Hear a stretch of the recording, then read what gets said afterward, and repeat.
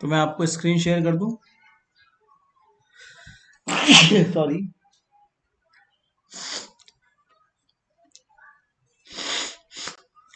ठीक है।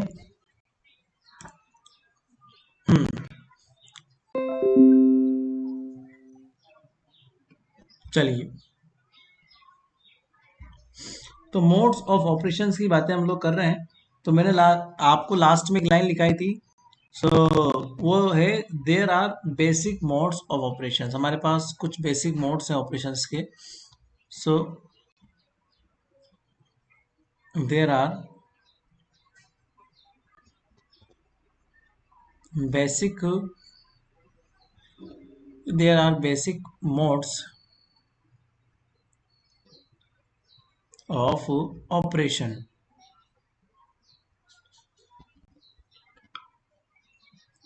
ठीक है ना।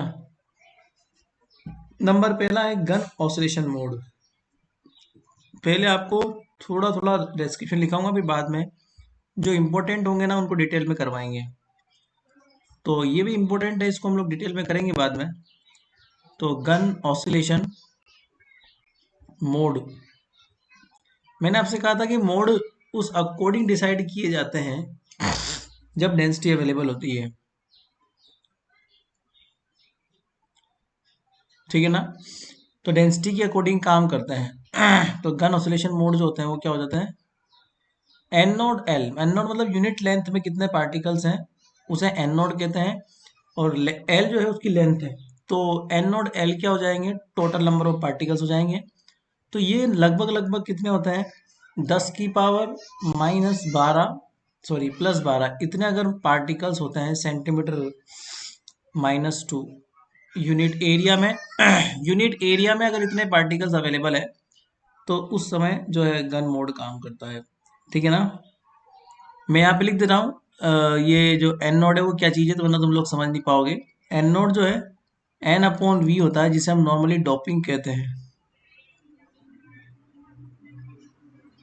या फिर number of particles per unit volume.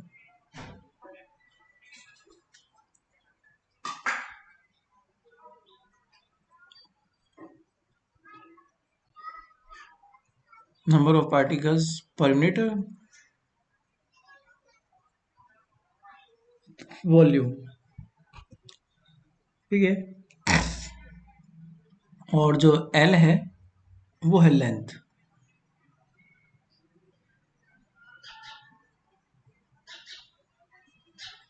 ठीक है।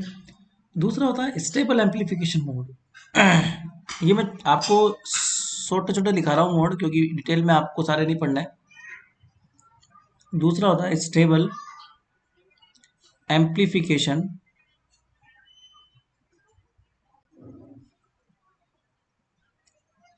मोड्स। स्टेबल एम्पलीफिकेशन मोड, तो इसमें जो होता है एन नोड एल जो है वो अप्रोक्सीमेटली 10⁻11 से लेके 10⁻12 के आसपास का ये होता है। तीसरा होता है लिमिटेड स्पेस अक्यूमुलेशन मोड। ये भी अच्छा मोड होता है। एक तो ये मोड इंपॉर्टेंट है, इसको मैं आपको डिटेल में पढ़ाऊंगा। और जो तीसरा वाला मोड है ये भी इंपॉर्टेंट है, जिसे शॉर्ट में बोलते हैं LSA मोड। और अगर लॉन्ग फॉर्म में देखोगे तो space limited space accumulation mode. Limited space accumulation mode, ये इसका नाम होता है। ठीक है ना। जिसे शॉर्ट में बोलते हैं LSA मोड, जिसे हम शॉर्ट में क्या बोलते हैं, LSA मोड बोलते हैं। तो ये भी इंपॉर्टेंट होता है, ये भी एग्जाम में आता है। So this mode is defined in the region, ये थोड़ा लिख लो इसके बारे में, फिर डिटेल में और पढ़ाऊंगा मैं। This mode is defined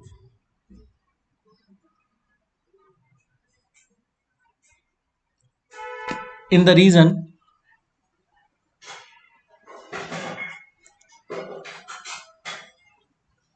where the product of frequency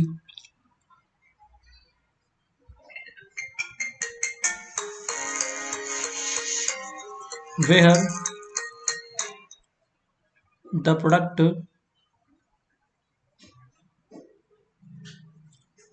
of frequency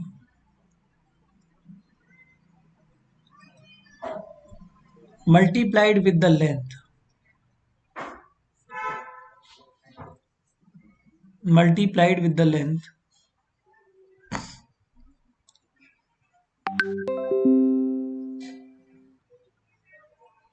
multiplied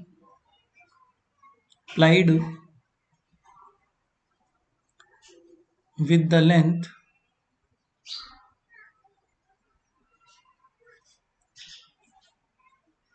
that is FL। इसमें जो पैरामीटर काम में आता है वो आता है FL। ठीक है, इज अबाउ, वहां पर हम लोगों ने N नॉड L से देखा था, यहाँ पर FL से देखते हैं जो पैरामीटर होता है ना। तो ये जो है, ये जो पैरामीटर होता है ना, ये 10⁷ सेंटीमीटर पर सेकंड से ज्यादा होना चाहिए। And question of doping and question of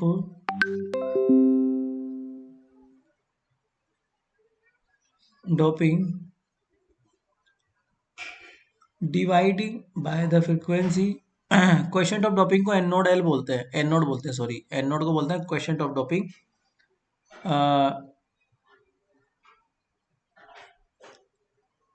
divide by frequency that is an naught upon L, इसकी बात कर रहा हूं मैं। Is between 2 multiply with 10⁴, 2 multiply with 10⁴ से लेके 2 मल्टीप्लाई विथ 10⁵, इतने आसपास का होता है ये ना। तो ये भी इंपॉर्टेंट है, मैं थोड़ा इसको आगे और पढ़ाऊंगा डिटेल में, ऐसी कोई दिक्कत वाली बात नहीं है। और जो लास्ट मोड तुम्हारे काम का है वो है bias circuit oscillation mode.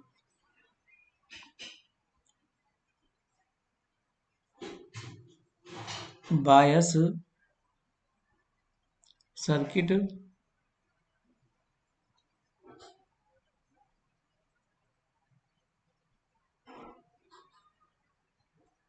Oscillation mode, एक ये मोड होता है। This mode occur only when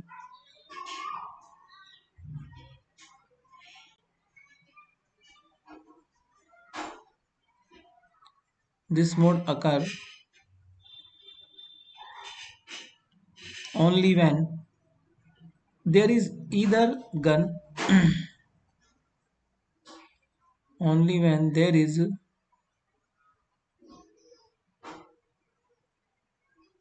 either gun or LSA oscillation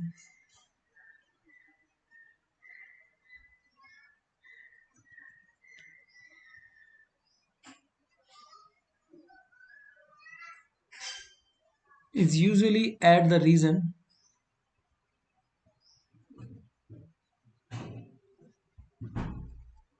is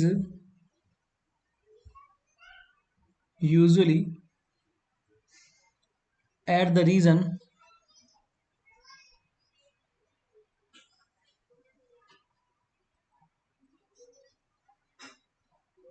where the product of frequency where the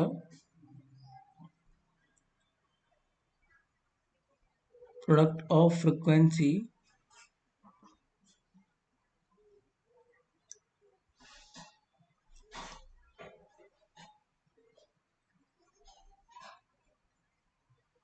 and length that is FL is too small।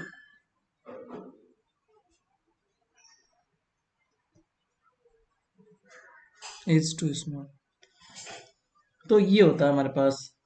Anyway ये तो तुम्हारे पास एक समस्या थी। अब जो इम्पोर्टेंट मोड है वो हम लोग डिस्कस करेंगे डिटेल में, जिसमें पहला मोड आता है गन ऑसिलेशन मोड।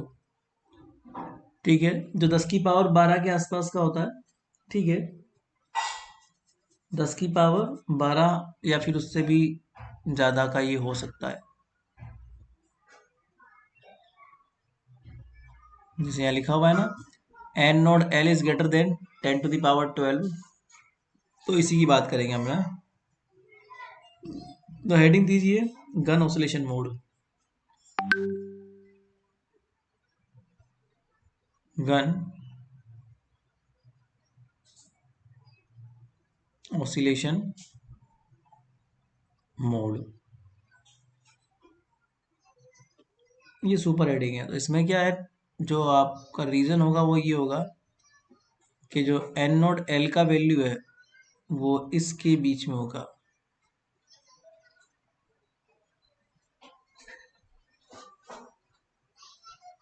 है ना। So most gun effect diodes have a product doping. Most gun effect diode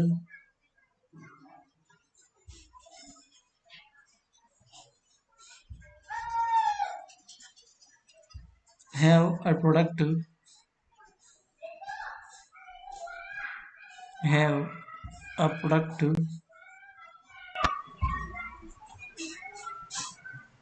doping and length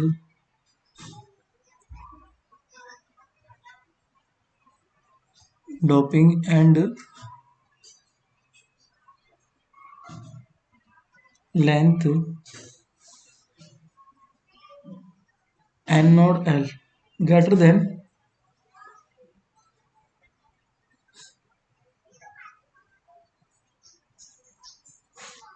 10 to the power 12 centimeter minus 2 और less than,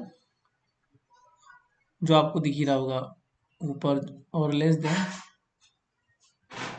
10 to the power 14 centimeter minus 2 when the product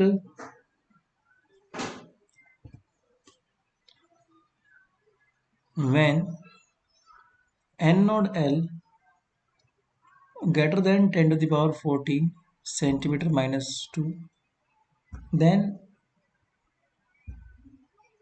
in gallium arsenide, then the space charge perturbation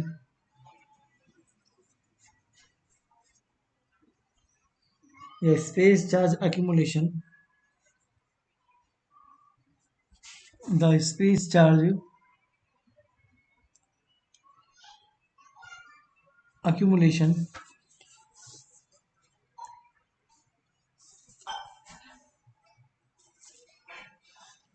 the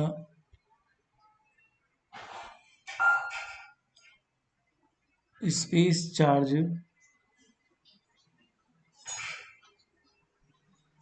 accumulation in the specimen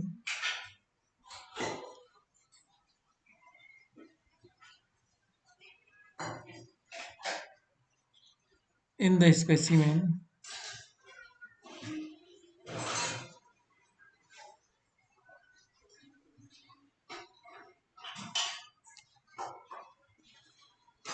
increase exponentially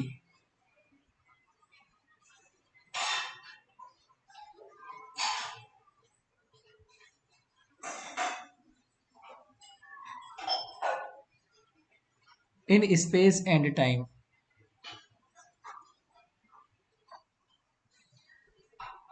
तो space time में increase होता है इन according with this equation. तो किसके according होता है, वो equation लिखूंगा एक, अकॉर्डिंग विद दिस इक्वेशन। तो यहाँ पर एक इक्वेशन है जो स्पेस चार्ज अक्यूमुलेशन को बताएगी, that is Q which depends on the space and time is equal to Q. अब ये जो है एक्सटेज बराबर एक्स माइनस वी टी होता है लोरेंज ट्रांसमिशन में। तो पार्टिकल्स का अक्यूमुलेशन इस अकॉर्डिंग होता है, that is x minus we T and time zero. तो ये सिंपली आपको बस ध्यान रखनी है, ज़्यादा इसको समझने की वो करना। टाइम पीरियड जो होगा उसका, time period, that is time period,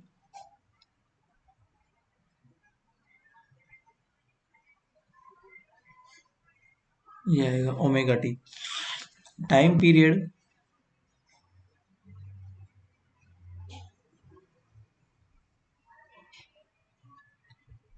वो टाउ डी होगा, epsilon upon sigma, which is equal to epsilon upon N naught upon mu N. तो एन नोड को बोलते हैं डोपिंग कंसंट्रेशन, एन नोड को हम क्या बोलते हैं, doping concentration.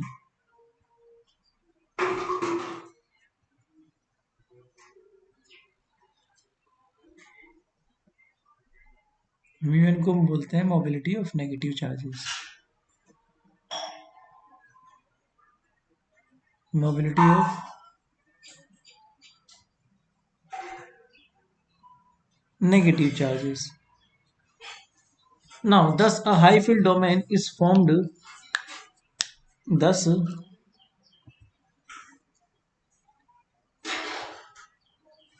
high field domain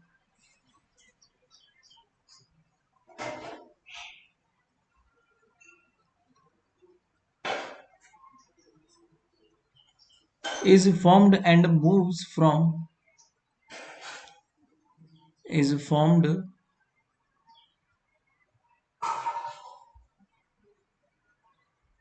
and moves from cathode to anode.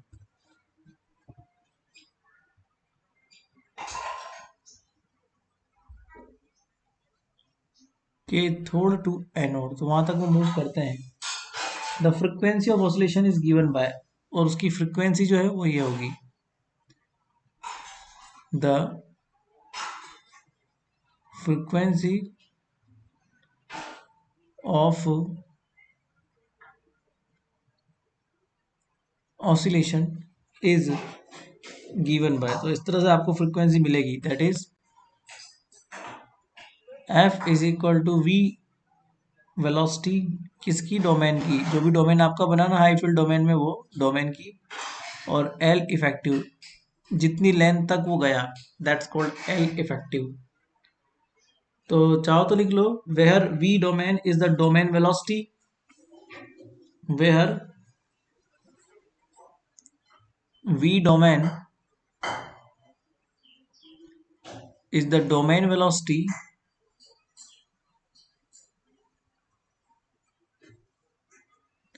and L effective is the effective length.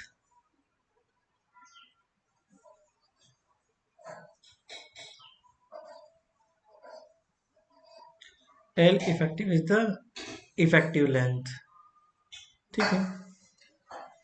Now that the domain travels from the time, the domain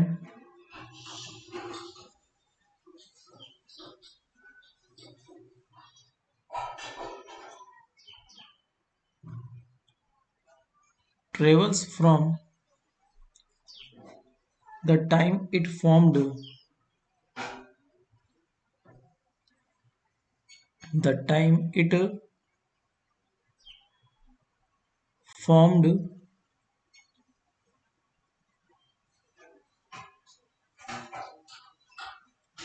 till the time that the new start forming,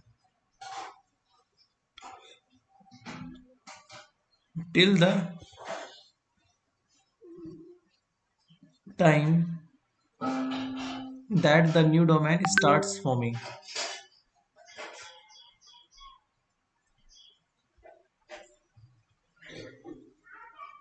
that the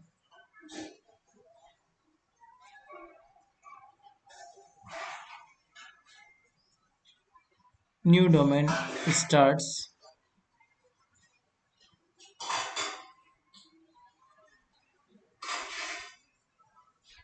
तो जब तक नया domain नहीं बनेगा तब तक पुराना वाला ट्रेवल करता रहेगा। ठीक है। So when the circuit is mainly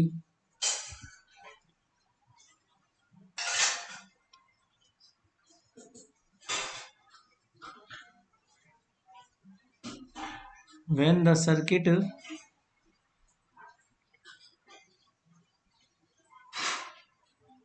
is mainly resistive or the voltage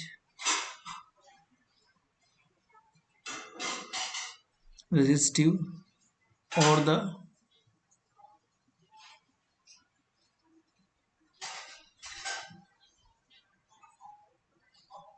voltage across the diode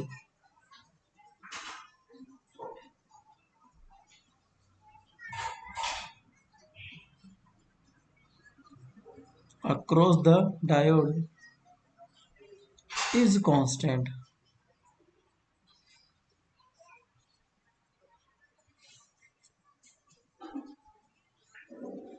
The period of oscillation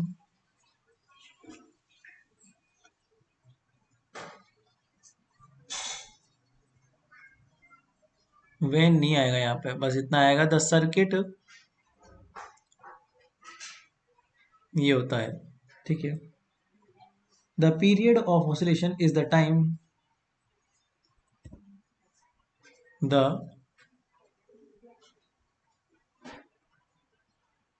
period of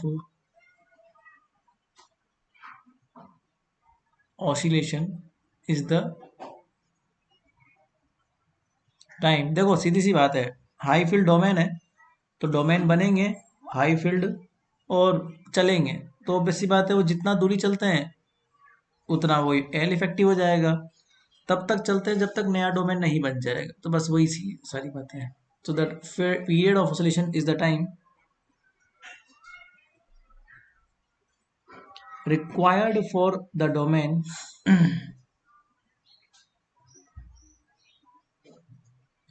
required for the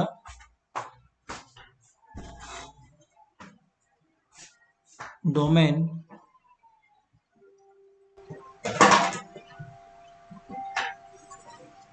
to drift from cathode to anode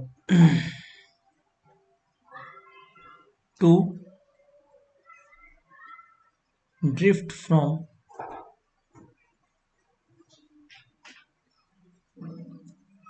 cathode to anode। ठीक है।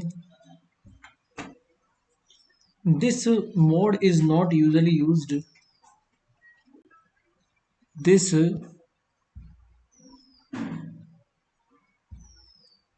mode is not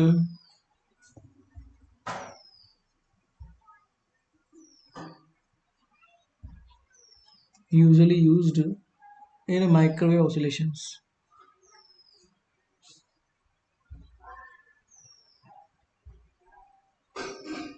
In microwave oscillations। ठीक है ना। Now the negative conductivity devices are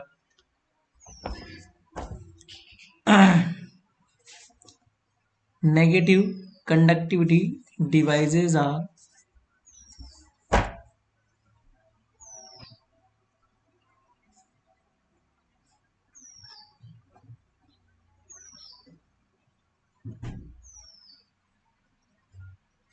negative conductivity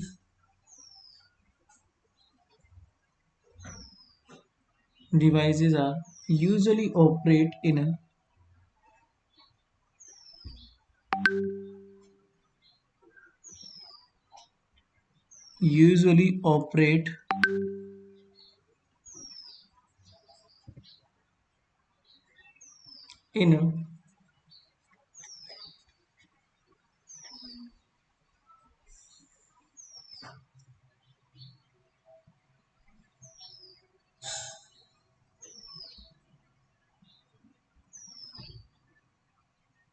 resonant circuits।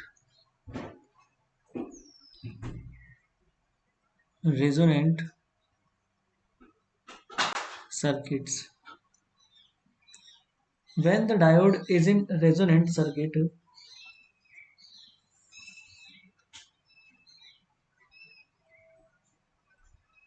when the diode is in resonant circuit, the frequency can be tuned to a range. The frequency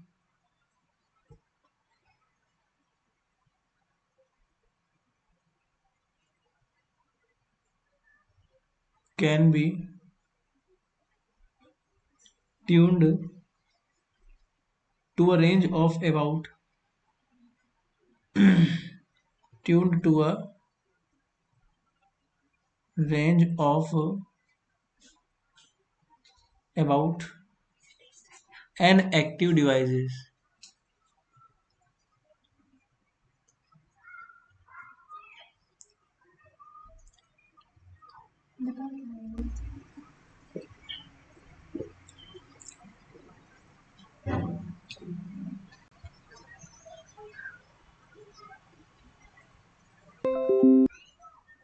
Okay, so again let's start.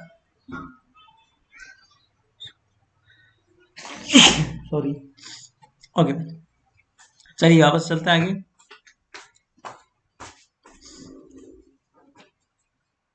ये तुम्हें याद करना है, ये मैं तुम्हें केवल उतना ही पढ़ा रहा हूँ जितना तुम्हारे एग्जाम में आने लायक है.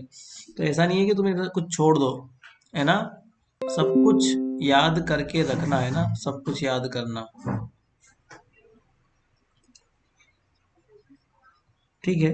तो कहाँ तक आ गए थे हम लोग. तो ये चीज थी, एक बार फिर से पढ़ लो इस चीज को. About the range, about the range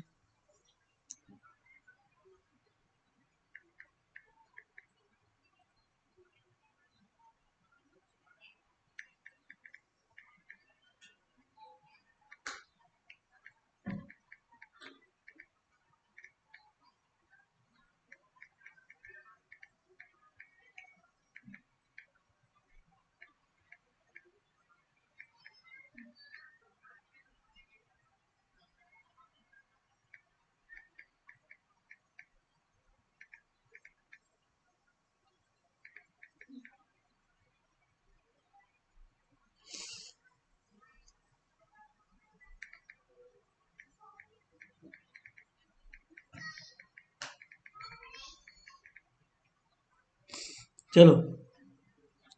तो देखो, अबाउट द रेंज कहा था आपने. Tuned to a range of about an active device of about an active device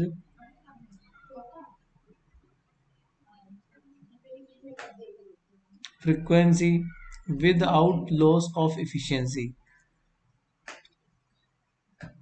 without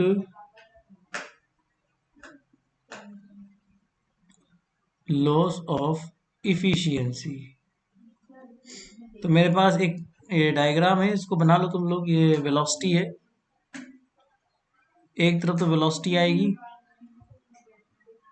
और एक तरफ आएगी वेलोसिटी. ठीक है. तो डायग्राम कुछ इस प्रकार से वेरी करता है.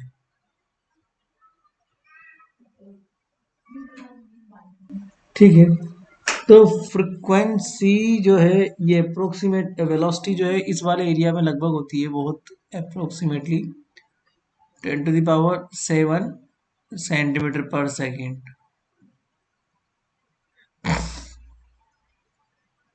यहाँ पर हाईएस्ट वेलोसिटी है, मान लो कोई ईथ एनर्जी का है वहां पर, और यहाँ पर आप अप्रोक्सीमेटली मान लो ई.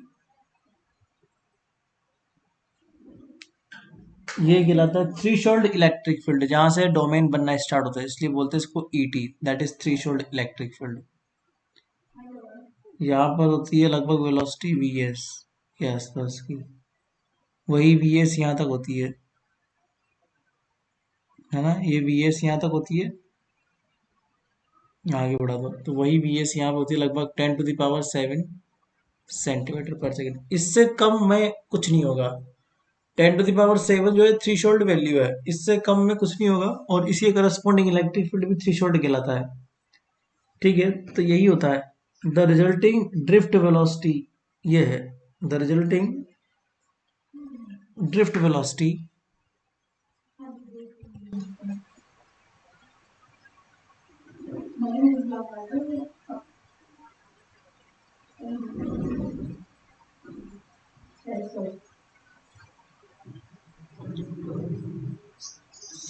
the resulting drift velocity for gallium arsenide is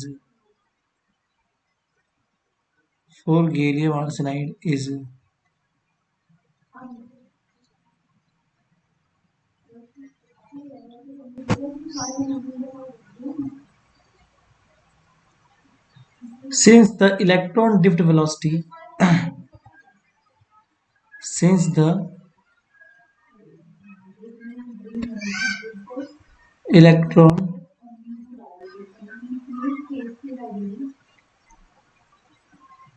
drift velocity varies with the electron field varies with the electron electric field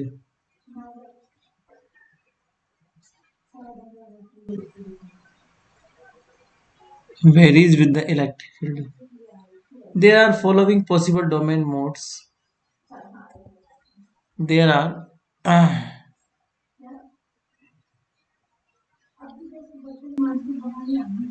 following possible domain modes. Following possible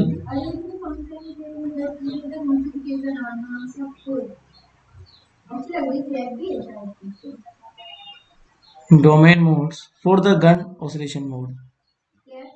For the gun oscillation mode, तो हमारे पास कुछ modes available हैं जो gun oscillation mode के लिए रहेंगे। तो डायग्राम बना लो फिर, ताकि जो है अलग रहेगा, जिसमें टर्न आउट तो ऑसिलेशन टाइम कहलाएगा। तो कुछ डायग्राम बनवा देता हूँ मैं आपको, जो तुम्हारे लिए सही रहेगा। लंबे के लंबे डायग्राम बनेंगे कुछ। ठीक है, मान लो यहाँ से मैं स्टार्ट करता हूँ।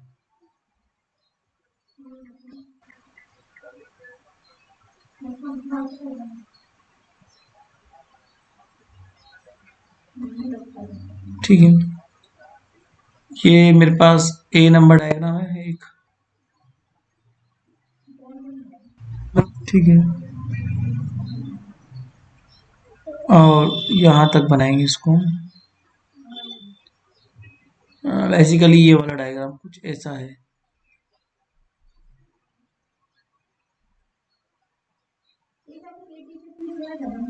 ये कोई भी बीच की ईथ स्टेट कहलाती है, ईथ एनर्जी स्टेट।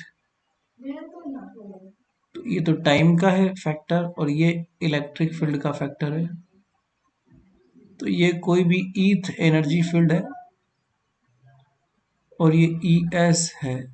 ठीक है,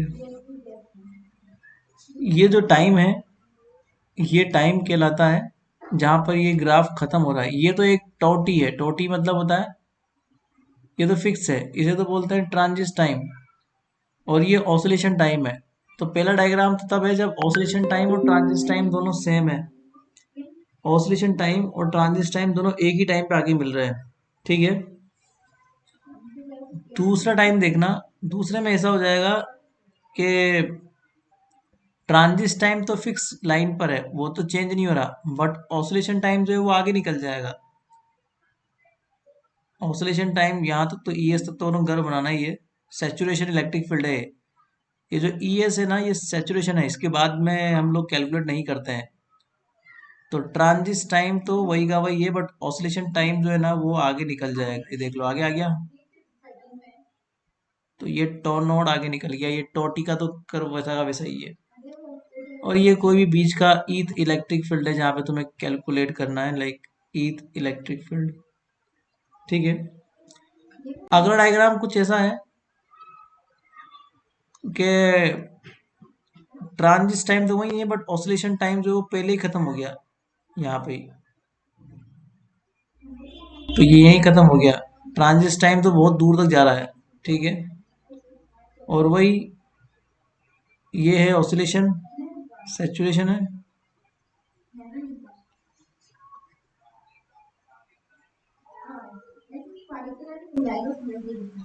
और उसके बाद में दूसरा है जिसमें फ्रीक्वेंसी बहुत ज्यादा होती है। 3 बार आपका पार्टिकल ऑसिलेट कर लेगा, 1 बार 2 बार 3 बार। तो ट्रांजिट टाइम जो है आपको ऑसिलेशन टाइम 3 बार ट्रांजिट टाइम के बराबर हो जाएगा।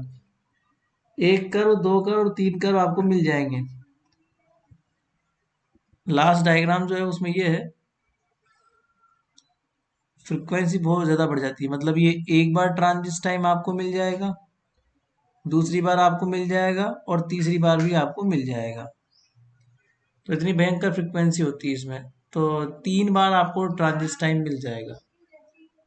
यहाँ तक 1 बार ट्रांजिट टाइम होता है, यहाँ तक दूसरी बार ट्रांजिट टाइम, यहाँ तक तीसरी बार ट्रांजिट टाइम, और ये तुम्हारा ऑसिलेशन टाइम हो जाएगा। और वही डायग्राम है, ये कोई भी ईथ मोड है और ये सैचुरेशन मोड है। नीचे लास्ट जो होता है वो ई सैचुरेशन और ये ईथ होता है।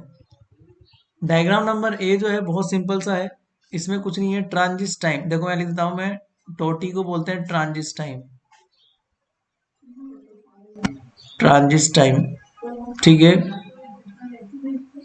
और टोनोड को बोलते हैं ऑसिलेशन टाइम।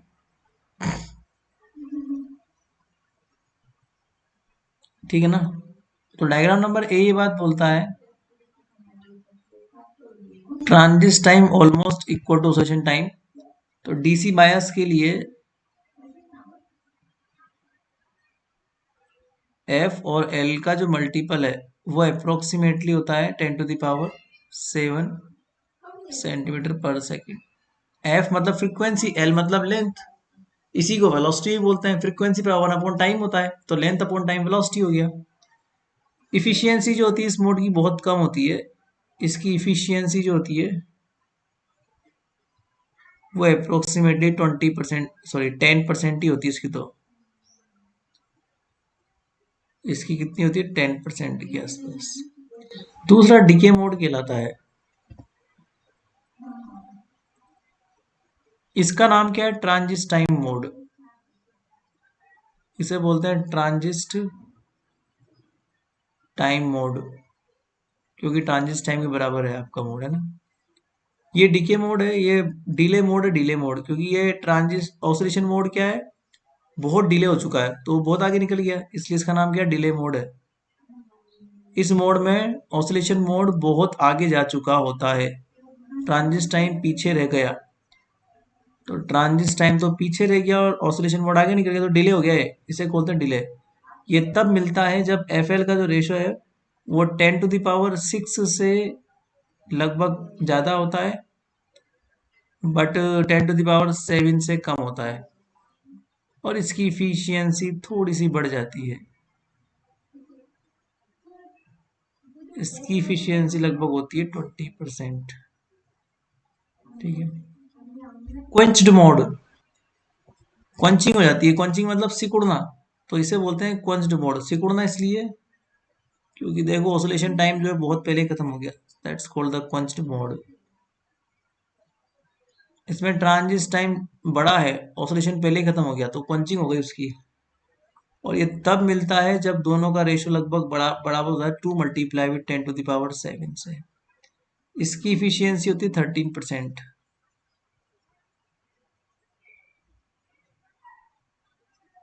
अप्रोक्सीमेटली। और लास्ट है एलएसए मोड, ये सबसे खतरनाक मोड है, ये हम लोग कल पढ़ेंगे, आज तो नहीं पढ़ेंगे, टाइम हो गया आज तुम्हारा, बट ये डिटेल में पढ़ेंगे हम लोग। तो एल एस, कल तो सुनो संडे है तो कल छुट्टी है तुम्हारी, कल के बाद मंडे और ट्यूसडे 2 दिन भी छुट्टी रहेगी, शायद मैं बाहर रहूंगा, तो मंडे को भी तुम्हें शायद नहीं मिलूंगा मैं, मंडे को भी नहीं मिलूंगा और ट्यूसडे को भी नहीं मिलूंगा, तो वेडनेसडे को मिलेंगे हम लोग, है ना। तो ये हो जाएगा tone note is equal to 3। तो जितने भी बच्चे जिनके भी पूरा हो नहीं पाया हो, जो छूट गया उनका, उनसे बोल देना कि कर ले। इसमें क्या होता है, ये जो डॉट है ना, इसको बोलते हैं डाइलेक्ट्रिक रिलैक्सेशन टाइम। इसे बोलते हैं डाइलेक्ट्रिक रिलैक्सेशन टाइम बोलते हैं। ठीक है। इफिशियंसी जो होती है इसमें एफ एल की value, L S A mode में क्या होता है, एफ एल का वैल्यू लगभग उतना ही होता है पहले जितना ही, 10⁻7 के आसपास का सेंटीमीटर पर सेकेंड। और जो है इफिशियंसी भी ज़्यादा होती है इसकी,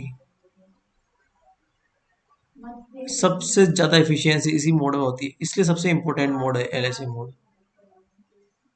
इसको हम लोग डिटेल में कल ही पढ़ेंगे। ठीक है।